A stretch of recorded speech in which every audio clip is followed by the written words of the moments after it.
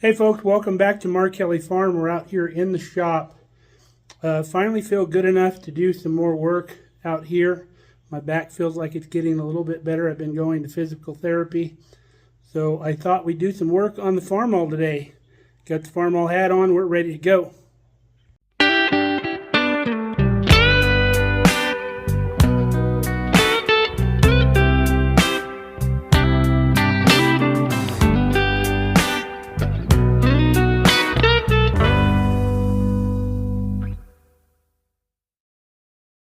So this is where we last left the Cub.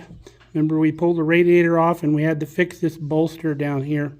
So I'm getting ready to clean all of this up so we can prepare for painting the front half of our tractor. And there's a lot of oil that leaked out of our air breather over there that got on the front of the motor and down below on the other side. So I've got a pressure washer that I borrowed from a friend of mine, so I need to use this thing and get that back to him. So first thing I'm going to do is I'm going to remove some stuff that's unnecessary on the tractor. One of them being this hydraulic unit here. And some people will think I'm crazy for deleting that, but this tractor is purely going to be driving down the road in like a parade type situation where we're not going to be doing any farming with it here on the farm. We have a more modern tractor to use for that. Even though it'd be cool to use the Cub, there's only one purpose I want this thing for. Now, I'm not throwing that hydraulic unit away. I'm going to keep it in case I change my mind somewhere in the future. But here's what we got to do. We've got to remove these linkages. That one's the throttle, one's the choke, one's the starter.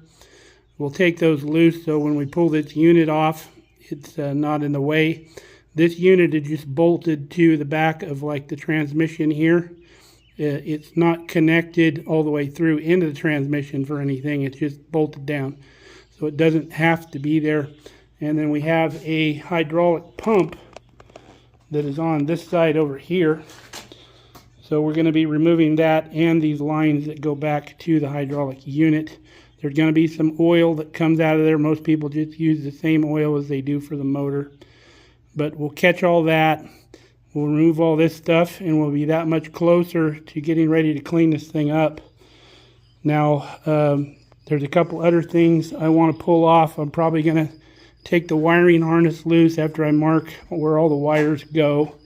That way it can be all pulled to back here. And then everything will be pretty much clear where we can pressure wash this thing and clean it up. This is the low side of the tubing, so I decided to do this one first, or this side first, thinking that it would all drain out through here, hopefully. I may have to pull the fill plug out of the hydraulic unit to let air in to get this thing to drain all the way. Alright, that block is loose. So now we'll open up the fill line, the fill hole on that.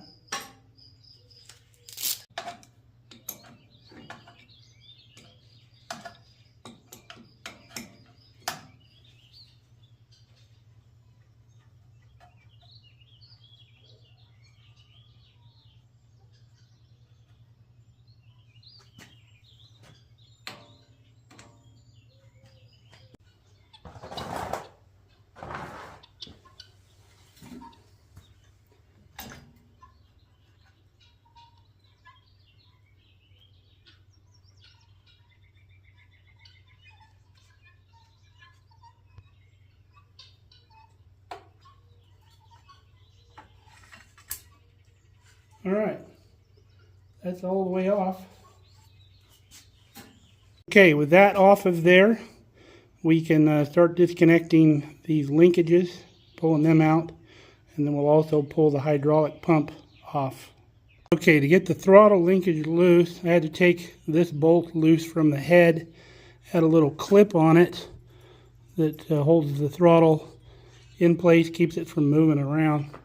And then I had to take this cotter key out over here, and of course the cotter key was frozen into the shaft and it broke off, so then I had to file it off all the way around to get this to come out of there.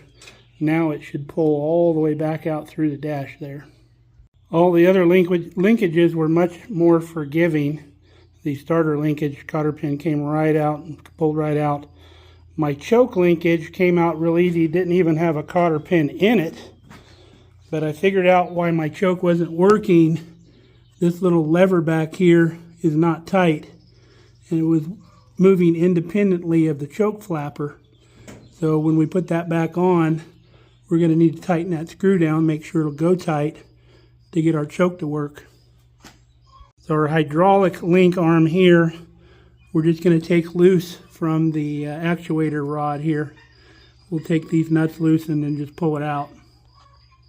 Okay, our actuator rod is gone. I think all we have left is 4 3/4 inch bolts in all 4 corners of this, and then this whole whole hydraulic unit will come off, and then we'll set it down here in our oil pan on its left side just to make sure that there's any oil that runs out. So we got our hydraulic unit off. This front corner bolt and that back corner bolt there were difficult to get. So we've got that space opened up. You can see how that really cleans that area up. And if you got a wiring issue, you can get to the back of the dashboard so much easier. Now we may build something custom to go in here to kind of fill that space if it looks weird, but I think it'll look fine. Thought about maybe building like a little toolbox there, but we have a little one back there. Whatever we need to do. All right, still got to pull off the hydraulic pump. Mailman just came. We got our other radiator hold down plate that we were missing. We have our positive ground strap that goes inside the battery box. And then we have our sticker kit came in. This is specially designed for my year of Farmall. There's different sticker kits for different years of Farmall.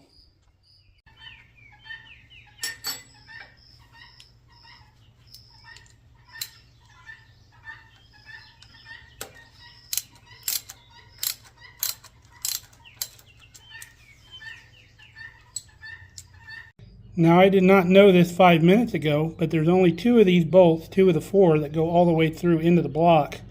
This one here and then the one diagonal from it.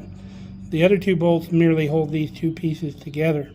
So now we've got those 2 that come all the way in. We can pull the gear off of the gear inside there, and our pump comes right off of there. Now our new cover that we got should bolt right onto there. Okay, we got our sealing surface all scraped and cleaned with some mineral spirits and a parts brush. So this is our new plate. It's going to go on there, and doesn't come with a gasket, but we'll use some of this oil resistant gasket maker stuff, and we'll use that to put that on there. It should seal it up just fine. There's not a lot of oil that comes in here. The only oil comes out from the crankshaft. There's a groove in the crankshaft that comes out and just oils these gears, and then all the engine oil just runs right back down into the pan.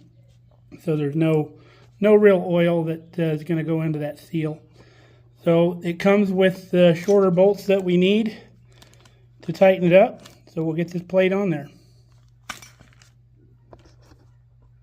Okay, we got a good clean installation there. That should seal up real nice, keep water from going down into the oil pan, getting through that hole. These old motors are cool. They got the firing order right here on the side of the engine block. So when you wire up your motor, you can see that. Looks like our firing order is 1342, which starts in the front here, 1342. So when we go to put our new plug wires on, we'll know where they go. We just have to see on the distributor where the number 1, 2, 3, 4 wire is, and then we'll mark that. Okay, we've got our distributor figured out. This is 1 right here, and then goes down to 3, and then 4, and then 2 here is on the other side on the top. So now that we know that, we can pull all these wires off. And the good thing about being a YouTube creator, you can always look back on your old videos if you forget where those go. But we're going to go ahead and take a Sharpie and mark this cap, so we'll know where those are, because we're putting a new cap on it anyway. Okay, we got all our plug wires off. We're going to save them in our bin over here that has all our Cub parts. You never know if we have a spark plug wire emergency at some point. So next thing I'm going to do is I'm going to pull the wires off the coil. I'll mark those wires as to where they go, because this coil was mounted wrong. I originally thought the coil would mount back here on these two bolts, but the generator bracket's in the way. I've since found out that I was missing a bracket, and it just so happens that we purchased that bracket. So we're going to mount the coil the correct way when it goes back on. We're going to leave that off for cleaning purposes. Okay, we got all of our wires labeled. These are the headlights down here. We did R1, R2 on the regulator, just like the spark plug starting at the front, R1, R2. R3 is actually staying on the regulator. If we got to take it off, we'll mark it. I believe this one that goes to the generator comes down underneath here, so that's staying on there. This goes to the right side of the generator. Got our distributor cap marked. We've got that marked right there, going to the coil top wire. The coil bottom wire stays on the coil, and it goes to right here, and then this wire goes to the starter. So we only got 3 wires to take loose. Then I can take this whole harness, wrap it back up here out of the way. So we're going to be spraying down this with some degreaser, and I don't want to hurt any of our wires with that stuff. It's a little caustic. And then we're going to pull our regulator off too once we get the wiring harness clear. Well, we got our wiring harness pulled out of here. We're going to pull the regulator off now. I wanted to show you that bracket that we were missing. It goes right here, moves the coil over to where it misses the generator bracket. So that explains why it looks kind of wonky. Okay, all of our electrical components are gone. We can also lose the 12-volt battery, put it back on the boat. Next thing we're going to do is I'm going to pull this water neck, the lower water neck off. We're going to loosen these, pull this hose out because we want to flush out the bolster really well, and we also want to flush out the engine block. I don't know if you can see down in there, it's pretty crusty. So we'll put the hose first down in there, and then maybe the pressure washer to try to blow some of that junk out of this bottom hole. It should all just run out, and then everything in the bolster should run out this way here. So just got to loosen these 2 screws. I've got new hoses for top and bottom. So just makes sense if you're taking them off, put new hoses. Even though this isn't a pressurized system, we don't want anything to leak. Okay, we got our lower water neck off and the hose off. That's what she looks like. We also have new gaskets for top and bottom. So water should run right out of the block now. Shouldn't be any problem. And we should be able to blow water right out of the bolster. So I think we're ready to get this thing outside. I want to snug up the spark plugs real quick and make sure they're tight so we don't get any water down in there. And then I think we're ready to get this thing cleaned up. Got the spark plugs snugged up, and then I put 2 layers of 100-mile-an-hour tape on our carburetor inlet, and then just as a backup I put a hose clamp on there so we don't blow that off. Now my next thing I'm going to do is I'm going to come through with a scraper and a long screwdriver. We're going to get a lot of this big thick crust off of here, because the degreaser that we use is not going to go through 1/4 inch of this stuff. So anywhere where it's real heavy and we can get to it, we're just going to go ahead and scrape it off. We'll be ahead of the game. Okay, we chipped on this thing for a good hour. Already looks a little better. So we almost forgot about the crankcase vent here. So we plugged that also. So I think we are all sealed up. We're ready to push this thing outside, get some degreaser on it, and then we'll go in and get a bite to eat. Let that degreaser work, and then we'll get that pressure washer going.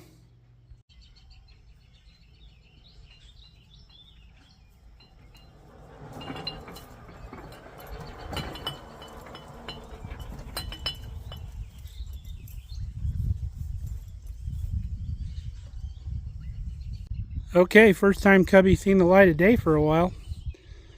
So we'll get her sprayed down, get the stuff out.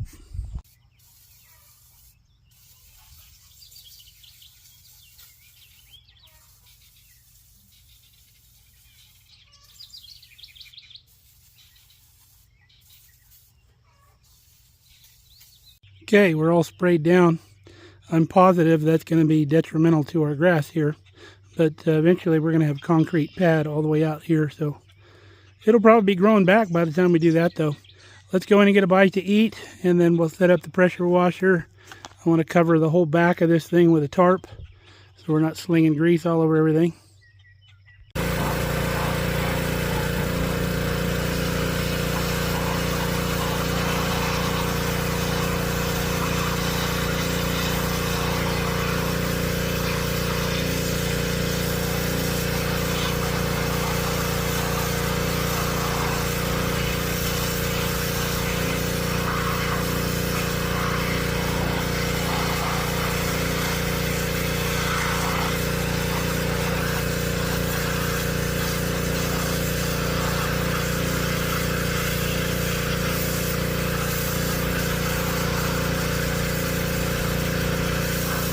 Okay folks, Cubby is squeaky clean. That pressure washer even took off some of the old paint. So basically all we have to do is get like a wire brush and some paint thinner and just scrub a couple tough areas and wipe this whole thing down, and I think we're ready for paint, because I don't think we need to scuff this because the cast is a real rough surface. Just got to make sure there's no oil on it. So next time you see us, we'll be painting from here to here, priming probably. But real happy with the work we got done today. Now while we have the pressure washer here, I might as well get all the mud off my pickup.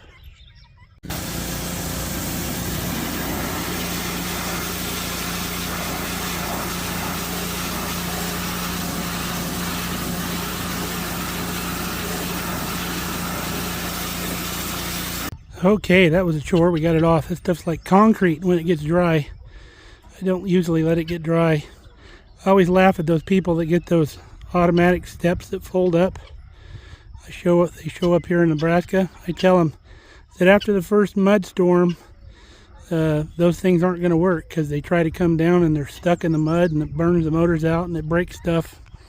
Not a good thing for Nebraska. All right, folks, I'm happy with the progress we got done today. It felt so good to get back on the Cub and be able to get this thing closer. I don't know if I'm going to make that first parade, but if we can keep going like this, I mean, I don't want to set back with my back, but if we could keep up at this pace, I think I could probably be done by the parade. So we'll see. I hope you enjoyed today's video. So come back and see us next time here at Markelly Farm. Stay safe, stay healthy. We love you guys. Don't know what else to tell you.